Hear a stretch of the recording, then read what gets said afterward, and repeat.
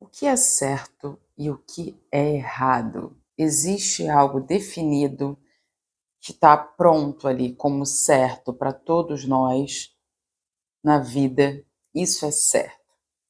E existe algo que está pronto já, estabelecido como errado? Existe essa lei, certo e errado, já existe? O que é certo para você é certo para mim também?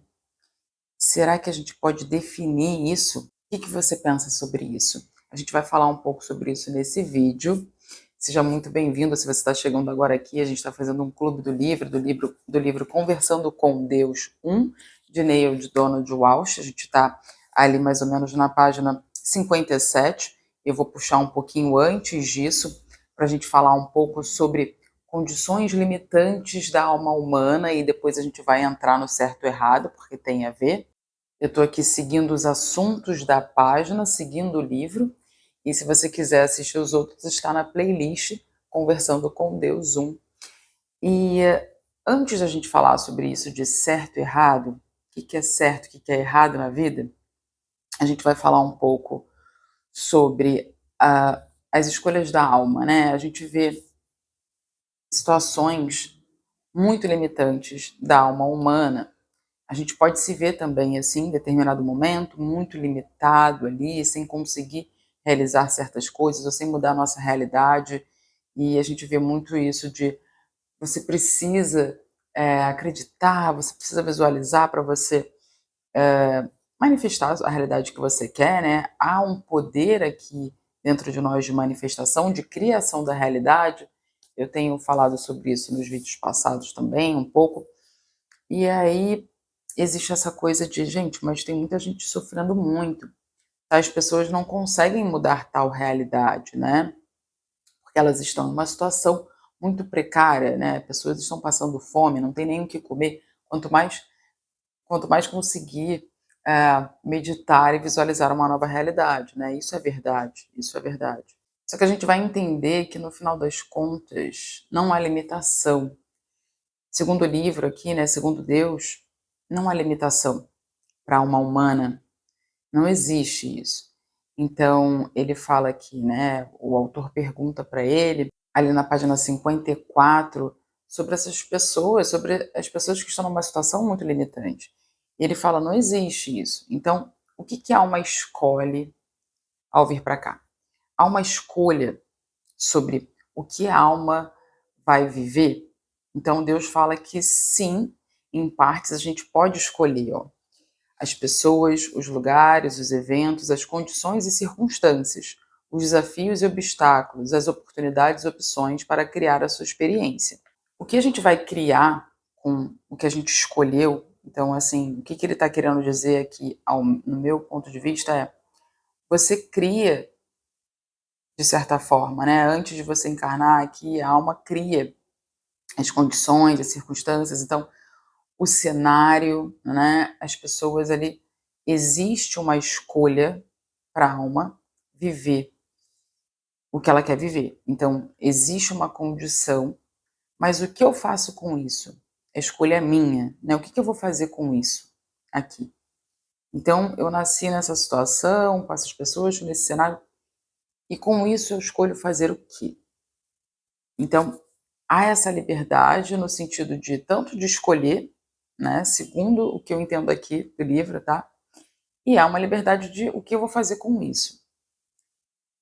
Eu sempre acreditei, e aí eu vou trazer o meu ponto de vista também em relação a isso, que sim, há uma escolha, e eu acredito muito na lei, né, da lei da causa e efeito, e a gente também, já falei um pouco isso aqui, mas sobre o karma, né, que é isso, né, o karma nada mais é do que ação e reação. Como eu acredito em várias vidas, e Deus também nesse livro acredita, então é por isso que eu estou trazendo esse livro aqui, né, ele se assemelha muito com toda a minha filosofia, com tudo que eu acredito.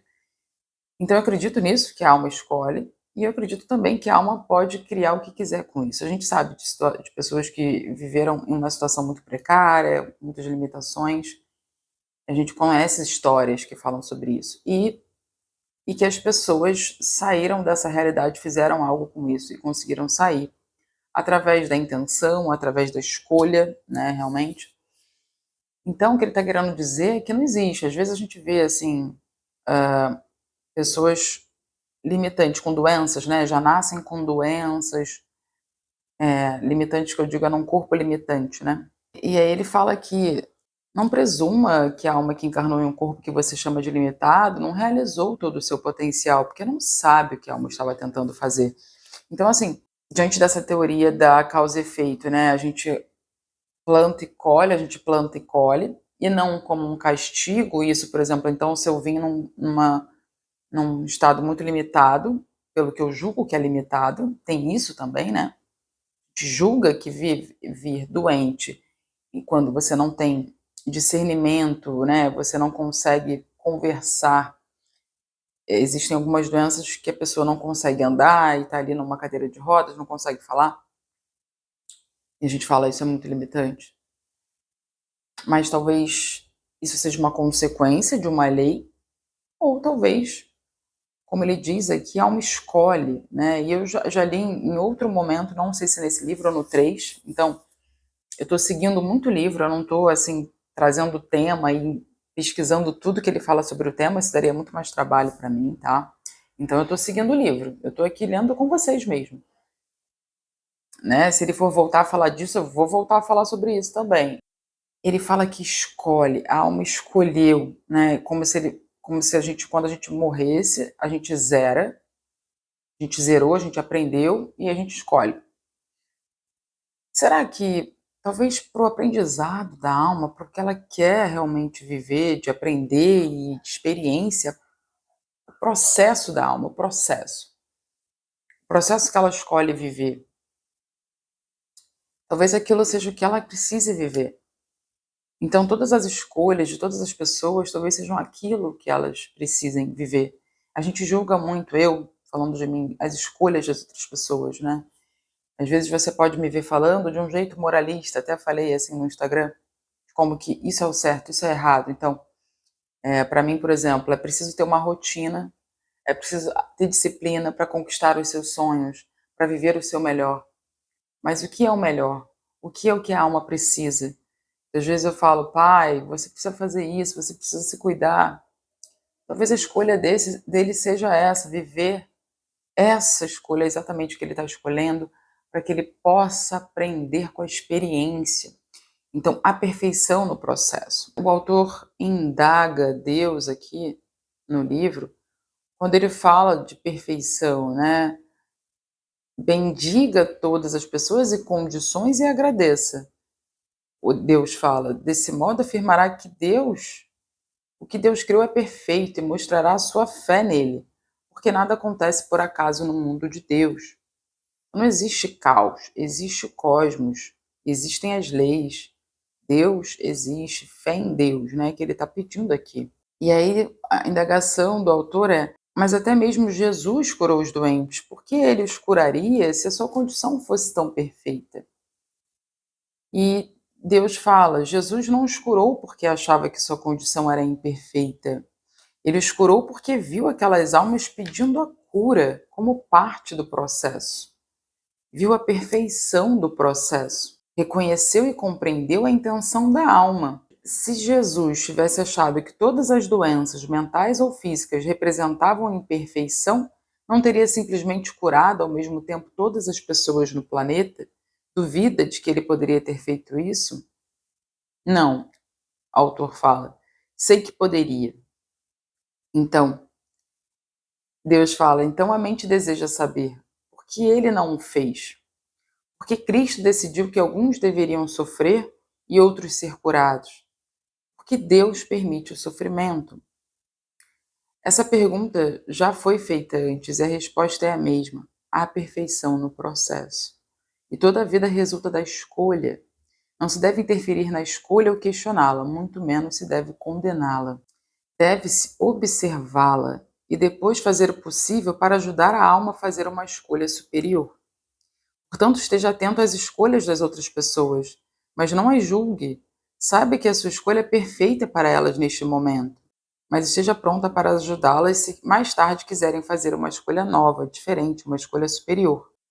Esteja em comunhão com as outras almas, e seus objetivos e suas intenções se tornarão claros para você. Foi isso que Jesus fez com aqueles que curou. E com todas as vidas que tocou, ele curou todas as pessoas que o procuraram ou que enviaram outras pessoas para implorar por elas. Jesus não curou a esmo. Isso seria infringir uma lei sagrada do universo. Deixe todas as almas seguirem o seu caminho. Então, ele diz que as escolhas das pessoas são perfeitas para o momento delas, né? Ele fala isso aqui e é muito importante isso que ele está falando, porque quando uma pessoa pede para você, é um momento de você ajudar, eu acho, né? Muitas vezes a gente quer interferir no processo. A gente quer interferir no processo das pessoas e o que Deus está falando aqui é que quem te procura, quem te pede ajuda, quem te pede opinião, aí que você deve realmente ajudar, interferir, aconselhar. É muito interessante o que ele fala, porque ele explica que Jesus curou quem pediu, quem buscou. Ele não foi atrás de ninguém, a não ser dos discípulos, ele escolheu os discípulos, né? Mas eu estou falando para curar as pessoas, ele não pediu para curar, ele não foi atrás, só de quem o procurou. Então ele viu a perfeição nesse processo. Dá um entender que quer mudar a realidade, que quer fazer uma mudança ali. Deixe todas as almas seguirem o seu caminho. Essa lei, né, que ele diz aqui, que é sagrada. E aí, então o autor fala, então eu não devo ajudar as pessoas? Eu não devo então ajudar? Aí Deus fala, se uma coisa é obviamente certa, faça.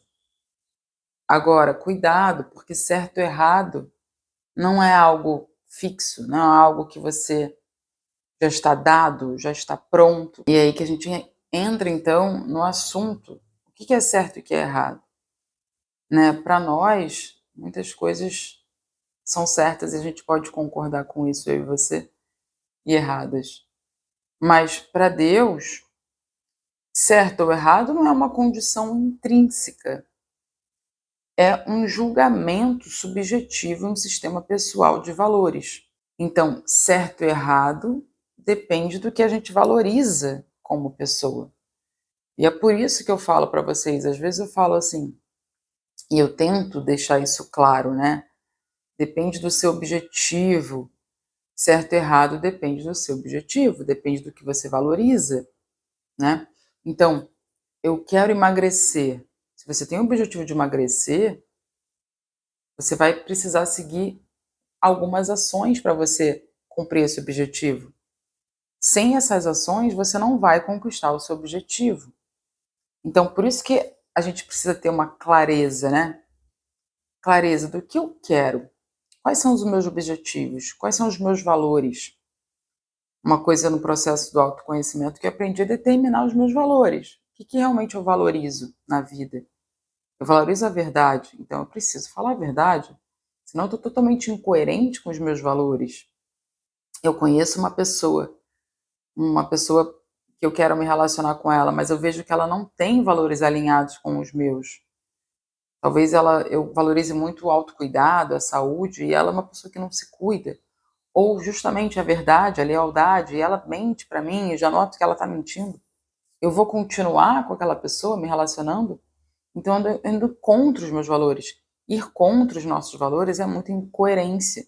E a gente sempre vai, de algum modo, ser incoerente. Porque se a gente fosse 100%, se a gente fosse 100% coerente, nós seríamos já iluminados, Deus, a gente não estaria aqui nessa experiência sendo humanos, e como humanos nós somos duais, né? A realidade daqui da matéria é a dualidade. Sempre haverá dualidade aqui. Então a perfeição que existe em nós, dentro de nós, que a gente pode sim acessar, ela não é constante aqui na Terra, né? Em algum momento a gente vai acessar o oposto. Então, isso é certo e errado, depende. E aí eu tô falando isso para a gente entender muito, sair da arrogância de achar que a gente sabe tudo sobre o que é certo e errado e que a gente pode interferir na vida de outras pessoas, falando que as pessoas estão erradas ou que elas estão certas. Então Deus fala aqui que o mundo existe como é para que a gente possa fazer esses julgamentos, para que a gente possa decidir. Se tudo fosse perfeito, a gente não iria mais fazer essa criação de quem eu sou. A gente tem falado muito sobre isso nos outros vídeos, né? Que o mundo é como é para a gente escolher, né? A dualidade existe para que a gente tenha a escolha de quem eu quero ser, o que eu quero fazer, sim? Então ele começa a falar aqui que não, se não tivessem doenças, acabaria a carreira dos médicos. Ele dá vários exemplos de que se algo não existisse, não existiria aquilo que cura aquilo ali, né? O que vai curar. Então, o autor pergunta: está dizendo que o mundo sempre terá problemas? E realmente quer que seja assim? E aí Deus diz que a gente escolhe, né? Então ele falou isso antes, que há uma escolha as condições que quer vir, há uma escolha o que fazer com essas condições. Nós escolhemos os nossos valores, né? Há uma escolha que é certo e errado para ela, qual experiência ter, quem quer ser e até as condições, né? As pessoas estão passando fome, as pessoas estão sofrendo, há guerras porque a gente escolhe. Ele fala que se a gente quisesse, a gente acabaria com tudo isso. A gente poderia pôr fim à fome, à miséria, só que a gente deixa que seja como é hoje o mundo. Então, no fundo, a gente está sempre escolhendo os desastres naturais, que a gente pode colocar a culpa em Deus ou na natureza, tudo é nossa responsabilidade.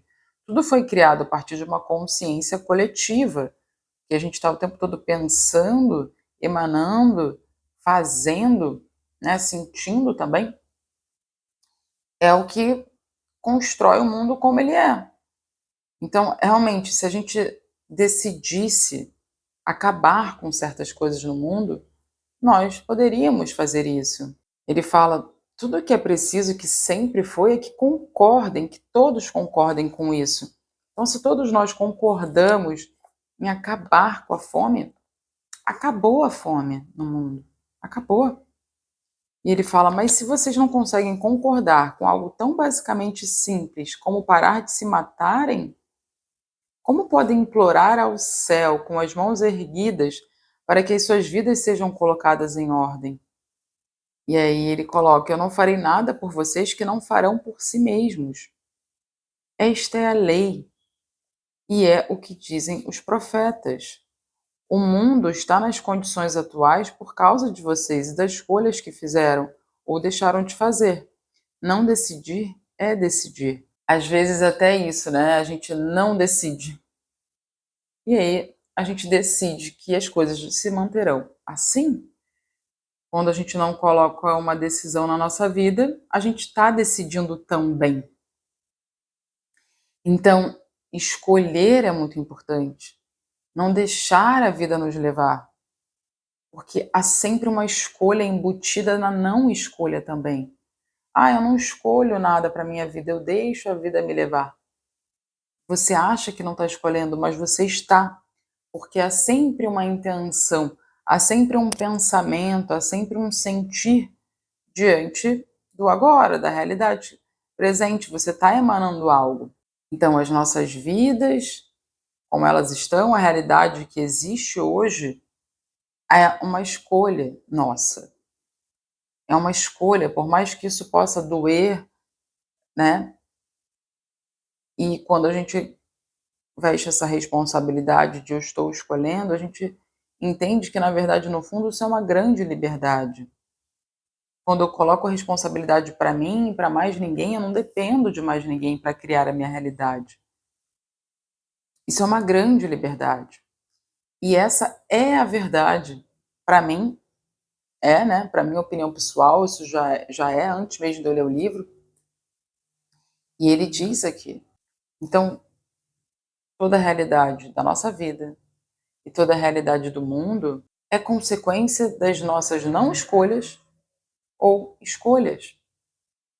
Tudo é do jeito que a gente escolhe que seja. Então ele fala aqui sobre os tabus que existem em relação à sexualidade, os preconceitos, tudo isso constrói o mundo como ele é hoje, com assassinatos, com roubos, com estupros. Toda a violência que existe foi construída por nós, como esses conceitos do que é certo e que é errado, e também com a falta de oportunidade, né, dos pobres. Tudo isso é construído por nós, gente, que cria o mundo como ele é hoje. Então, o que a gente chama das coisas ruins que acontecem, a gente julga como algo muito cruel, muito errado, é consequência do que a gente estabelece, do que a gente criou, das limitações que a gente impôs às pessoas, como sociedade. Nós fazemos isso. É uma escolha da sociedade viver o que a gente vive hoje. E aí ele fala de Jesus, né? Que Jesus poderia ter impedido a crucificação, mas não o fez. Por quê? O que ele quis mostrar com a crucificação? Deus fala, permitiu-se ser crucificado para ser a salvação eterna do homem. Vejam, disse ele, o que posso fazer. Vejam que é verdade. E saibam que também farão essas coisas e muitas outras. A compaixão de Jesus era tanta que ele implorou por um modo e o criou de causar tamanho impacto no mundo que todos poderiam ir para o céu. Realização pessoal. O que é ir para o céu? Realização pessoal. Senão de outro modo, através dele. Porque ele venceu o sofrimento e a morte. E vocês podem fazer o mesmo. O maior ensinamento de Cristo não foi que vocês terão vida eterna, mas que têm. Não que terão fraternidade em Deus, mas que têm. Não que terão tudo o que pedirem, mas que têm. Tudo o que é preciso é saber disso, porque vocês criam a sua realidade. E a vida só poderá ser para vocês como pensam que será. Pensar é o primeiro passo na criação. Deus Pai é pensamento. Seu pensamento é o Pai que dá origem a todas as coisas. A gente termina com essa lei, né? Ele vai falar aqui das outras leis, segundo Deus, né? Do livro. Então, Jesus, quando a gente, não sei se vocês já assistiram The Chosen, sugiro muito que assistam essa série sobre Jesus.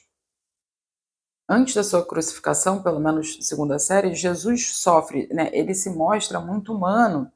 Ele não é algo fora de humano, Jesus. Então, ele é um humano, né? Que veio mostrar, olha, eu sou humano como vocês, mas vocês podem fazer isso, vocês podem fazer o mesmo. Quando a gente fala que isso tem muito na religião, apenas por Jesus você segue o caminho, você encontra Deus, não é que ele é especial, não é que ele é diferente de nós. É apenas por Cristo, na verdade, é apenas pela consciência crística, pela consciência que ele acessou. Ele mostrou que todos nós podemos fazer isso, acessar essa consciência. Então não é Jesus a pessoa de Jesus, é a consciência crística que é a verdade, o caminho. Então, por mais que na série fala, né, ele fala, Deus, não tem outra maneira, não tem outra, ele já sabe que ele vai ser crucificado, ele está sofrendo bastante, está sentindo muita dor, e aí ele fala, Deus, será que não tem outra maneira, mas que seja feita a sua vontade? Então ele sempre leva para Deus que seja feita a vontade dele. O que ele criou? Ele criou ensinar a humanidade, ensinar o poder que nós temos à humanidade.